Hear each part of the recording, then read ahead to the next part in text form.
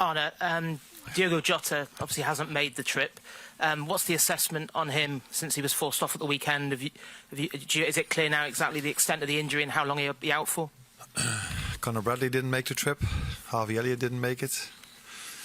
Federico Chiesa didn't make it. And Alisson didn't make it. So it means that we have a few issues at the moment. He got a knock, like we all saw, when he was trying to go to goal. Brought down. That was not the biggest problem, but I think the other player fell onto him. And that was that hurted him that much that he couldn't continue to play, and he couldn't come with us for now. And it's difficult to judge at this moment of time to see how long that's going to take. He fell somewhere over here, so it's bruised. Is that the way to say it? So we have to see how long it's going to take.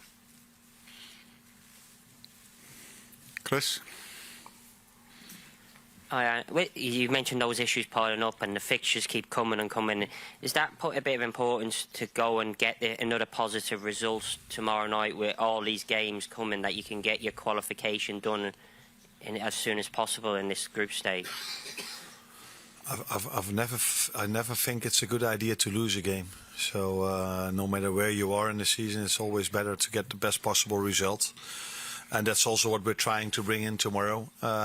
We look at it game by game, and we try to bring out the best possible team for tomorrow for the competition we face with Leipzig. We're doing really well in the Bundesliga. Had the difficulty of playing two very difficult teams in the Champions League. That's the difficult thing of this format.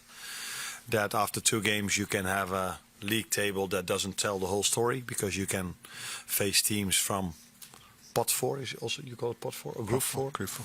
Group 4, or you can face the difficult ones in the beginning, and that's what they had.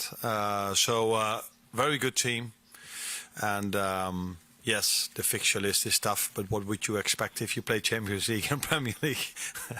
The fixture list then is tough, and that's what we like, that's what we want. So we have to deal with it, and we like to deal with that. John Murray just here. Arne, you mentioned the single league concept. Have you got your head around it now, and what do you think? The concept of this Champions League, I got my head around it, but I don't think you can have a fair opinion yet, because we're only 2 games into the Champions League now.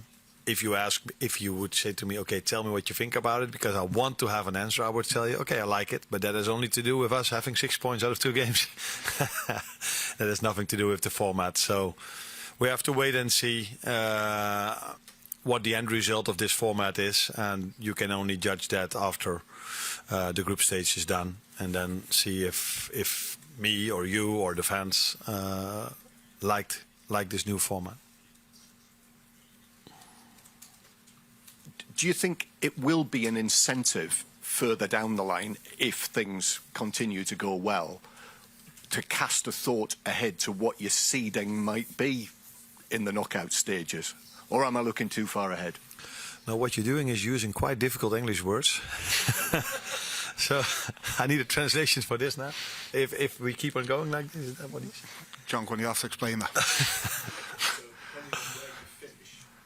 In the table, the seedings will determine potentially which side of the draw you'd be in the knockout stages. That's true, yeah, but we don't know the other teams that are left and right, so we all can come up with certain teams you don't want to come up against immediately after you go through to the next round, but first you have to go through to the next round. But you don't know if they end up 1, 2, 3, or they lose a few games in the meanwhile, so that is the difficulty of this format. Although when it's just a draw, you also don't know who you're going to face. Although maybe it's a bit, then you know you're going to face the number 2 or the number 1.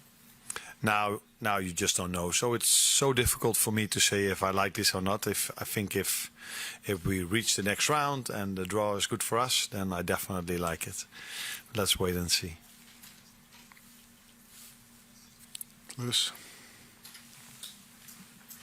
Hi, Arne. Just going back to the injuries, you say Conor and Federico. How have you got a time scale on those? Are they serious? I know Federico's been out for a few weeks, but are they going to take a while to recover, or are they just minor? I think that is always so difficult with injuries, especially if it just happens. It's so difficult to see where they are after a few days, and I think after a few days you can better say where they are. With Federico, it's a bit more simple, although it's more difficult, but it's a bit more simple to explain. He missed a complete preseason. I said this many times. And going to a league where the intensity might even be higher than the Italian league. We just faced the two Italian teams, so it's I can say this now. So that makes it difficult for him to make the step towards the intensity levels the rest of the team is at the moment. That has not so much to do with the Italian league or the Premier League, but that has more to do with him missing a complete preseason. And then it's so difficult for every player to, when the games are constantly there, to build them up towards the levels we are at. So difficult to say, but it's a big disappointment for him that he is going in and out of the training sessions all the time. So feel sorry for him. But he signed a long-term contract, so we will see what he brings for us. But at the moment, unfortunately for him, he can't. He's been us 1 or 2 times, I think, in the team selection, and not more than that. Chris. A great start, and the threshold, the standard you've set is so high. But what is it particularly you're looking for more? Because you can tell that you're still looking for more and more. Is there anything particularly that you're looking for from the team? Because you're top of the league, you're winning all these games. Yeah, you can't ask for much more when it comes to results, but when it comes to what we want, there's always room for improvement. I don't think we outplayed Chelsea. We certainly didn't. I think they were more dominant than us with the ball. So in an ideal world, I would have seen us dominating the complete game like we did so many other games.